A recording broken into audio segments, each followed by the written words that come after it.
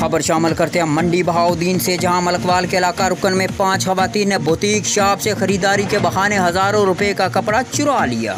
ताजर market में आए रोज चोरी की वारदातों से परेशान है। फास्ट न्यूज ने कपड़ा चोरी की सीसीटीवी फुटेज हासिल कर ली। आपको हम खबर से आगाह करते हैं, मलकवाल के इलाका रुकन में दीदा से बुटीक शॉप पर 5 खवातीन आई, जिनमें से एक खातून ने सेलमैन को कपड़े की वारंटी दिखाने में मसरूफ किया, जबकि बाकी 4 खवातीन ने हाथ की सफाई दिखाते हुए कपड़े के थान चादर के नीचे छुपा लिए और चलती बनी। कपड़ा चुराती खवातीन की सीसीटीवी फुटेज फास्ट न्यूज ने हासिल कर ली, जिसमें वाज़ेह तौर पर देखा जा सकता है खवातीन दिन दिहाड़े भरे बाजार में कितनी दीदा दिलेरी और हाथों की सफाई दिखाते हुए कपड़ा छुपा कर जा रही हैं। ये दुकान से चोरी की पहली वारदात नहीं।